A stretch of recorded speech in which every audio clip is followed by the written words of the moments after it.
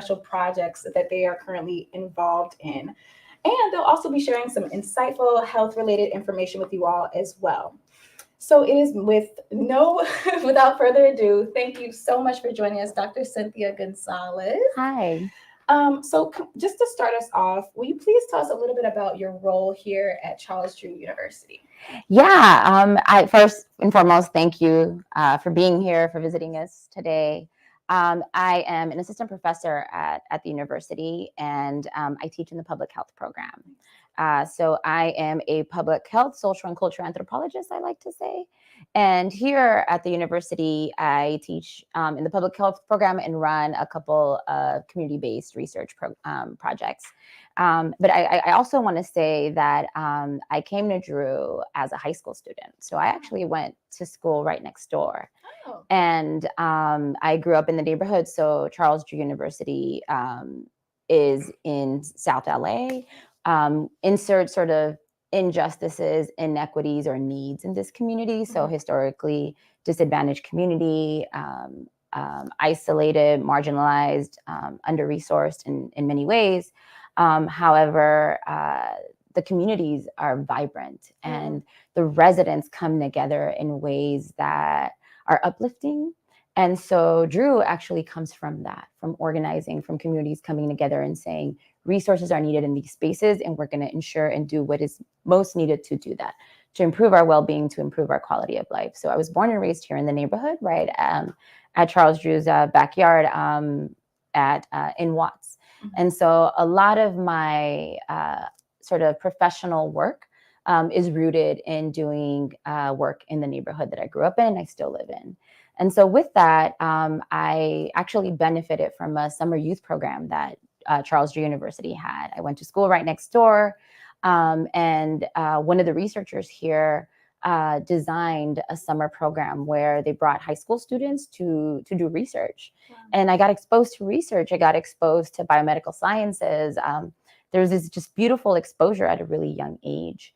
We partnered with a researcher, did some projects over the summer, and then flew to DC, to the National Institutes of Health, to present our research.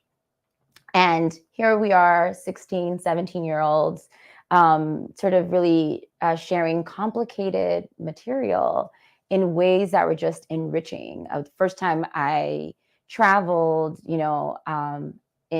outside of sort of the southwestern United States, right? First visit to the East Coast. And this exposure just changed my life. And so I've been at Drew ever since. Wow. I actually ended up doing the program for a couple of years. And then I got brought on as a research assistant and moved up the workforce pipeline while I finished school.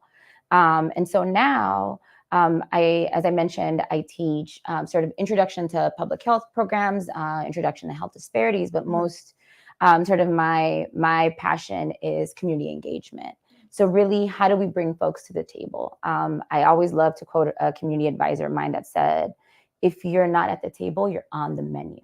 And so decisions are being made without us contributing our knowledge, our lived experience. And so how do we bring more of that to the table to really have decisions being made that are representative of us? And so I teach a community engagement course in the public health program. And then I run we're the data partner for what we call the Watts Rising Collaborative. So of many years, Watts trying to really bring funding and resources into the neighborhood, we came together with over 50 cross-sector partners. So that's government, that's public service organizations, nonprofits, private, to really think about projects and programs that responded to a California funding opportunity. The state of California Strategic Growth Council had this funding opportunity that called for communities like Watts to start designing sort of spaces where we would improve our quality of life, our health, our environment through the reduction of greenhouse gas emissions and through community organizing and engagement. And so, yeah, we planned about 24 projects with community vetting, with organizing, really understanding that health is not only in our sort of healthcare hospital space, but it's everything around us, our environment, our behavior, our access to resources like quality and affordable housing, quality education, employment and such. And sort of the Watts Rising Collaborative ended up being that for us. And so now we were funded $33.25 million to do some projects there, and have now leveraged those funds to add a couple million more and really improve the neighborhood with sort of community and residents leading that work. Yeah. Jeez Louise. I can talk to you about this forever. I can tell, and I want you to. I want to hear about some more of these successes that you've had at Watts. I mean, that is truly impressive. So what are some of the things, or how have you measured your success at the Watts Rising program, or some of the successes that you've had? Yeah. So when we wrote the grant, the Strategic Growth Council was so intentional about identifying what particular neighborhoods qualified. So you had to be historically disadvantaged. You'd had to have a history of community involvement, and really community design process, right? Where decisions are being made in partnership with the residents. You had to be sort of quite small, so no larger than 5 square miles. And you had to have some sort of like environmental needs. Bringing folks together is quite tough, and like really visioning together and aligning our principles and such. And I think that was the first sort of milestone and success, where everyone said, let's come together. We need to do this we have a responsibility to our community, and with and for our community, we're going to find solutions to our most pressing issues. Around that time, we had the Health Atlas of the City of LA that really situated Watts as a highly disadvantaged neighborhood, where simply by living in the neighborhood, your life expectancy is 12 years less than other communities, or about 12 years. And that's unfortunate, because it's really not about the people, but it's about the limited access to resources and the decision-making that doesn't put us in the forefront as a priority, and the inequities and injustices that layer that, right? And so I think we ended up applying for this funding opportunity. And what we noticed was we needed an evaluation component, an accountability piece. Like, how do we know that we're doing what we said we're going to set out to do? And so actually, we identified sort of legacy organizations, institutions that have been in the neighborhood in this area for a really long time. So Charles Drew University, as a very committed, not only academic institution, but institution committed to its surrounding communities, recognizing inequities, poor health outcomes, and really honoring its history and its legacy of rising as a result of the 1965 uprisings in Watts, was identified as a legacy institution and the data partner for the Watts Rising Collaborative. So through that, we're actually going door to door, talking to residents. We're going to parks and population drivers, to churches, and asking them, are you getting the resources? What are your priorities? Is Watts Rising aligned with your priorities in the neighborhood? And so we're actually closing up that. We train local youth to actually administer the surveys, and they learn community-based participatory research. It's kind of like paying it forward. Like, I, as a youth, benefited from that. And I only see youth engagement as that. When you make them active thought partners in this process, they just thrive in such lovely ways. And so now we're actually entering the data right now to see, did we do and say what we said we were going to set out to do? And then on top of that, the Strategic Growth Council also has sort of a metrics space where we need to report, like, how many folks did we hire? How many folks got solar panels? How many folks got jobs that are, more consistent with the needs of the neighborhood? How much are we reducing greenhouse gas emissions as one of the priority areas of the grant? So I think we're also doing sort of metrics. And then on top of that, the collaborative follows sort of what we call collective impact. So I'm a nerd when it comes down to frameworks and the ways in which we follow that. And so collective impact tells us that we want to involve the folks that are sort of experiencing the social issues that we're trying to address and confront. And so we have a community advisory group that are led by residents that we report to. There's a significant amount of transparency in the collaborative. And we also have what we call a street team, where we hire local residents to be sort of our front-facing folks and learn more about the collaborative and let us know how our residents are responding to it. So, and then each respective project has a responsibility to report back their own metrics. And then lastly, the project is really like infrastructure based. So we're, the neighborhood is known as a concrete jungle. We don't have much trees or green space. and we're doing a lot of like infrastructure based, very, very few programs. And so we understand that as we beautify neighborhoods, there's a threat of displacement. And so we have displacement avoidance plans for each project, really having us to think critically, what can we see that has a potential for displacement? We can't predict everything, but at least with what we know, begin to think about ensuring that the resources that we're bringing in are for the people that currently live in the area. Amazing. Yeah. Amazing. That's so incredible. So I want to kind of go back to the part where you said that you guys are paying it forward to the next generation, because I do know that you were born and raised in Watts, correct? Yeah. So being that you are, a first generation Latino woman, born and raised in Watts, how has that kind of influenced your work in addressing health disparities and inequities in these minority communities? Oh my gosh, it's been integral to my work. I believe it. Yes. So both the professional and the personal sort of overlap. There isn't a divide between the two. My parents were gardeners to the house I grew up in. So on the block that we live in, my parents were gardeners there to a Black family. So I grew up in Watts when it was predominantly Black. And if we look at sort of segregation or sort of racial segregation across the city of LA, our immediate thought is South LA is predominantly Black, East LA is predominantly Latino Chicano, the West Side is predominantly white. And so yes, when I was growing up in Watts, it was about 90% Black. And so thanks to a Black family, my parents became homeowners in Watts. The family that my parents gardened to decided to sell their property, and they really wanted my parents to become the owners and assisted my parents in doing that. And with that, sort of rooted in me was Black and Brown solidarity. How do we work together? Manuel Pastor actually is one of another academic advisor of mine who did a study of South LA looking at Black and Brown dynamics. South LA Dreams is the book.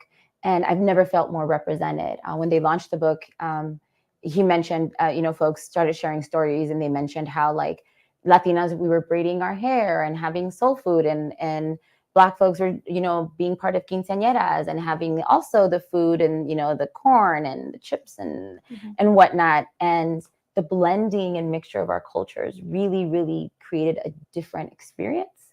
And so in my own work, I was able to see also the difference in sort of color of your skin and the ways in which my peers grew up and the ways in which my peers were treated, and me as a white passing Latina. So all of that reflection was this kaleidoscope of experience. And my protective factor was education. And so we understand that education actually improves your quality of life. So access to basically a bachelor's degree, at least, sort of extends your life by 10 years, at least, especially for folks of color, especially for men of color. And so my dad would instill in me, Mija, we're poor. Like, all I can give you is an education. So please just follow that.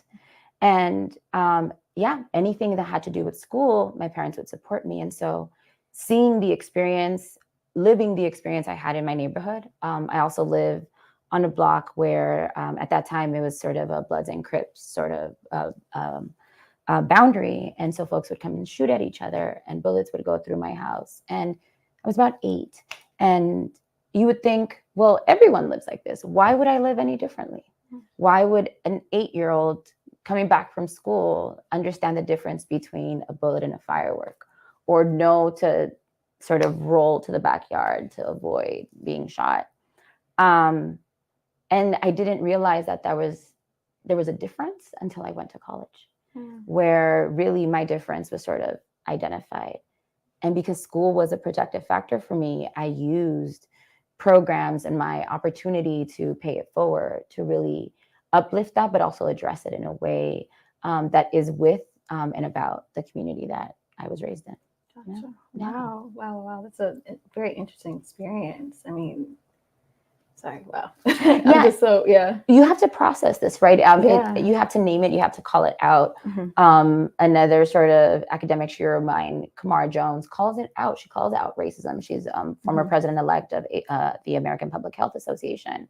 And we need to name it, right? Yeah. There was a moment in time where you sort of had to show up and ignore sort of the experiences that you had, dismiss your upbringing, But now it shouldn't be that. We should call it out. I've processed sort of my upbringing, but I also don't speak in a deficit space. The shootings, the violence that I encountered wasn't about the people. It was about the lack of resources and opportunities and sort of what we call symptoms of poverty or these structural and systemic issues. Yet I could still go to my neighbor's house and ask for a cup of sugar. I could still, we would, our neighbors we would, take care of each other's house, and when we travel to Mexico to visit my family, or when they would be on vacation. There's still this sense of unity and solidarity. Watts is significantly young. And so we're a community of families, and it's important to name it all, that everything can coexist. But I do see that folks growing up in these spaces, in order to move or have upward mobility, had to try even harder to sort of overcome the sort of challenges that we had to face day in and day out. Yeah, absolutely. Earlier, or in your last response, you mentioned that the two communities, the Black and Latino community, kind of shared those experiences, had their cultures kind of combined. And I know another thing that they're both kind of dealing with are these health disparities. So I am curious to know, I guess, how do you define health disparities, and what are some of those key factors contributing to the health disparities and in healthcare outcomes and in access? Yeah, just general term for health disparities, and knowing that there's a difference in health outcomes. Our understanding is that they could be prevented, right? That if we address what creates this difference, if we address access to, let's say, opportunity, access to certain resources, that gap could sort of be reduced. And usually the difference is that you have insert disadvantaged community here, insert privileged community here. And the one with the most disadvantage is the one that experiences the poorest health outcomes. So, Latinos experiencing diabetes, Black folks experiencing heart problems, and all when compared to the privileged group, the sort of non-Hispanic white folks. And so with that, we're seeing, I mentioned to you all, like, health is going to our doctor, passing our labs, and making sure we're in a healthy sort of internal being, right? It's really, really important to visit our physicians and practice healthy behaviors when it comes down to seeing your doctor. However, leaving the hospital, leaving your appointment, there's a plethora of experiences that we have. Did we get time off for work to come to the doctor? Do we have a salary that allows us to pay our bills and don't stress us out? Can we afford adequate, healthy housing? Do we have access to proper education? All of this impacts how we fare in terms of our health. And so that's what creates the gap. The fact that we may have differences in health outcomes, right? And that decision makers are determining who has and who does not have. And then health disparities happen. So just knowing health disparities in general is, differences in health outcomes by population group that is often preventable and associated to this disadvantage. Now, we're moving into a conversation about health equity, because we're seeing this is unjust. It's in my own perspective, it's wrong to begin to talk about that, right? And I also want to say, it's not that because you're Black, you're going to have, a chronic ailment, or because you're Latino, you're going to have a chronic health issue. It's that there's a disproportionate representation in this population group of these health outcomes that shouldn't be, right? That if we addressed it appropriately, we'd be able to sort of achieve our highest potential of well-being. And that doesn't mean, we want the mansions of the world and wealth and whatnot, but basic human dignity is that folks achieve wellness, and we're not there. And so health equity is now sort of another term, or equity is another sort of really pop culture buzzword. And I'm into it. I'm all for that. And so now we know these differences exist when we talk about health disparities. Now, equity is saying, how do we distribute and address those differences? How do we distribute those not the differences? How do we distribute resources to address the differences that we're seeing. So I invite folks to go online. The Robert Wood Johnson Foundation has a really good image of like folks riding a bike. So equality essentially means that you, me, probably a person who's disabled, maybe a taller person, my 4-year-old daughters, they give us all the same bike, and we're expected to ride it. But we don't take into account where we are, height, age, mobility. Maybe someone with disability needs a different kind of bike. And so equity does that. It takes into account sort of population needs. What is it that will make us achieve the fullness of our potential? And then we design a bike, or we design the resource, or we design the program, or we design the access based on that. And so then everyone achieves their full potential by ensuring that they have something that they can use. And no one is left out. No one has less than. And so in sort of health equity, it's looking at that. How do we find strategies to address the disparities that we're seeing? And I think it's centered around social justice and human rights, where everyone has the right to achieve their fullest potential. Yeah, absolutely. I love how you mentioned that relationship between social justice and health equity. And I think that's really important to address. So, and you kind of did speak on this, but why do you think it is so important to address that in the healthcare system specifically? Well, health is everything. Absolutely. Well-being is everything. As a public health person, I can't not address that, right? The chair we're sitting in, the clothes we're wearing, the lights we're looking at, the glasses I'm wearing, right? I'm a storyteller by nature. So at school, a friend of mine, we were doing sort of reflections on where we sit in terms of our own positionality and reflecting. And we were talking about disability, and I'm like, oh no, I'm an able-bodied person. They're like, well, take off your glasses and go for a drive. And I'm like, oh, I didn't know that, right? So even the glasses we're wearing, like everything is centered around health.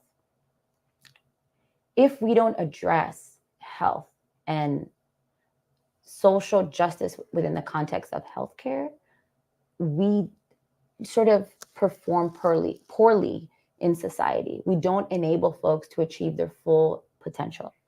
Really thinking about equity perspectives is that if we continue in the ways in which we're sort of determining the haves and have-nots of the world, we are lessening human capital, the ability for people to sort of be able to do the best possible that they can do, right?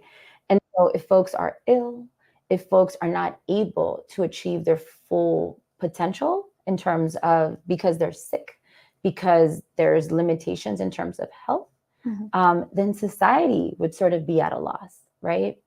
And so simply by being connected to each other and understanding that we're joint, I mean, COVID shared that with us, right? COVID enlightened that we are all connected, and that it's really important for us to achieve health and well-being. Healthcare is essential to that, in order for us to be sort of mobile and able to function in society and achieve our fullest potentials and contribute to society. Sort of there's a connection between us all in that way. Absolutely. Yeah, absolutely. I think that I love that you actually broke down, the health equity conversation, because as you mentioned, it is a buzzword. And I love the analogy about the bike as well. And so I kind of want to talk about some of like the importance of cultural competency in that conversation. And I guess I'm kind of curious as to how does cultural competency and sensitivity impact healthcare delivery outcomes, and just especially in diverse and unserved communities? Yeah, I invite folks to check out Unequal Treatment. It's hundreds of pages of research that pretty much highlights the impact of biases associated to access to health, right? So a lot of communities of color, specifically Black communities, do not trust the healthcare system, largely because of these biases, this lack of sensitivity, of inclusivity, of understanding our own lived experiences. I will say I struggle with cultural competence, largely because it comes out of a space where you're going to take a couple classes and then you're going to get a certificate, and that certificate is going to tell you like you're able to work with this population group. but it's deeper than that. Mm-hmm. In public health, we're leaning towards cultural humility, where your encounter is about, we're both learning from each other. I learn from you as much as you learn from me. Tell me how I can best serve you, Mm-hmm. and let me understand why is it that the decisions that you're making, how are they informed? Again, storyteller by nature. I have an advisor of mine who's a physician, and who shared a story about, he practiced in South LA, had a patient that was overweight and had high blood pressure, and he didn't want to take medication. Mm-hmm. And so they came together, and he asked him, well, you need to lose about 20-25 pounds next time I see you, so that way, like, you don't risk a heart attack, and we can talk about sort of lifestyle changes. Well, he came back to the visit after, and I think he lost like 15 pounds. And instead of the physician saying, this is a non-adherent patient, he doesn't want to take medication, and he didn't lose the weight, and making all of these assumptions about his patient, he just an easy question. Why didn't you do what we agreed you do? Mm-hmm. And he said, because I'm not about to go out into the hood and look like a chump. So they started talking about, oh, wait, like, there's a certain issue of safety associated to your neighborhood, and you have a certain sense of like the way your image is sort of taken into account. Well, let's develop a plan based on that, because you either decide to die from a heart attack, or decide from being jumped or hurt by being out in your neighborhood. So let's mitigate that together. Mm-hmm. And so being sort of an active partner in the decision making of your patient is essential. Yeah. And so when you talk about sensitivity, I think humility is essential. Another story. When I was in grade school and elementary school, one of my teachers said that I was really humble. So I got home and I told my parents, like, hey, guess what? I'm humble. And my dad was like, wait, that defeats the whole purpose of humility. Humility is an act, not a statement. So don't ever say you're humble. This is a practice. This is something you have to be, not state.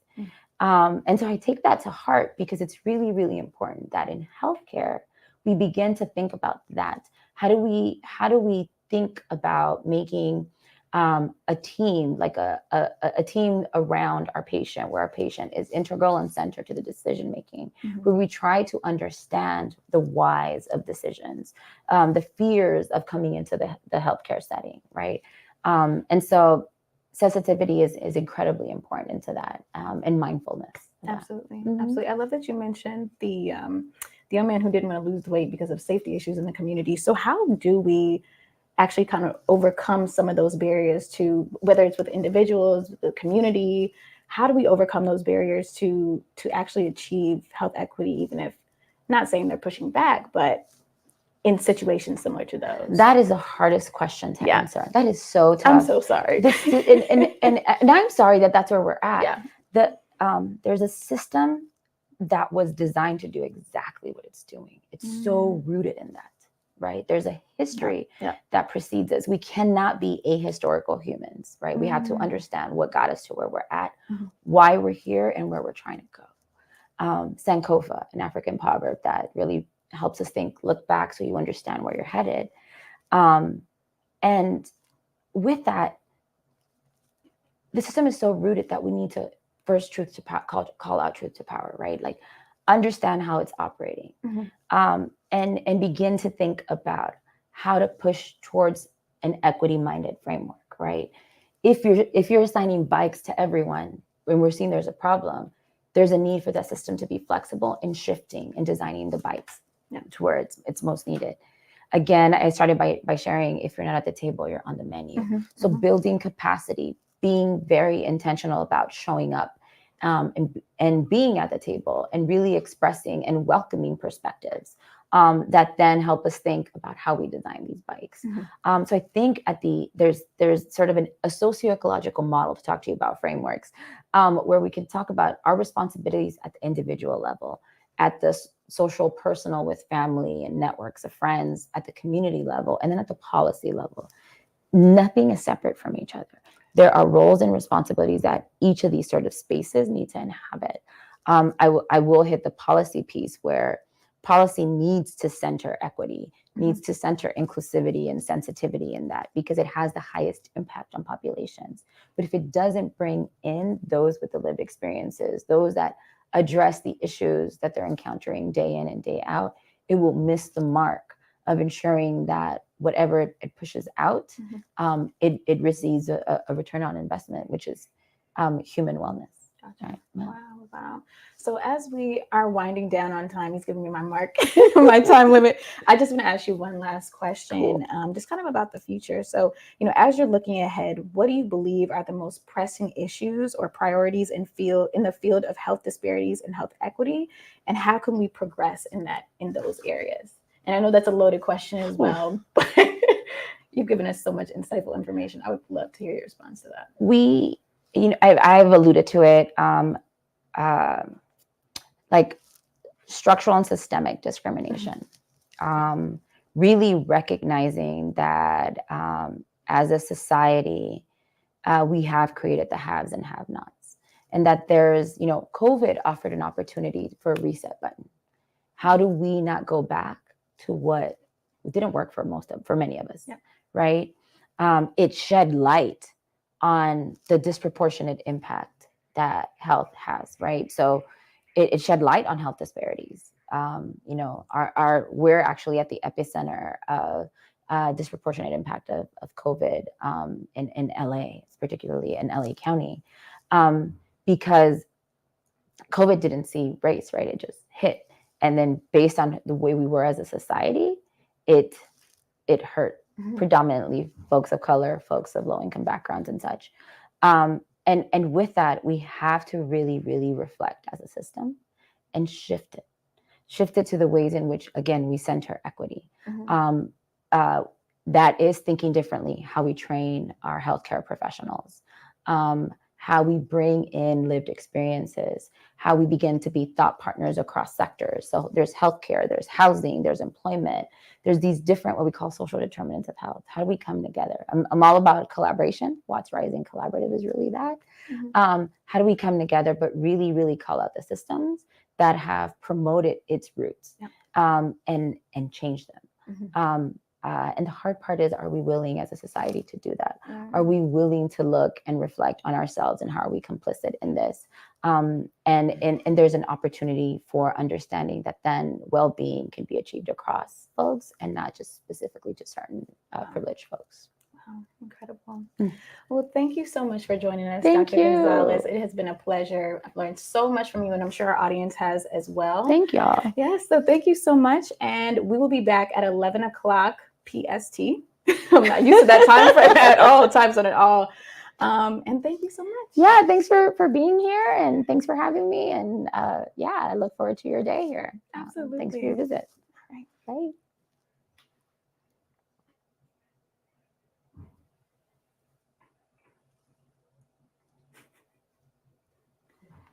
Is it out? There's a red button in that corner.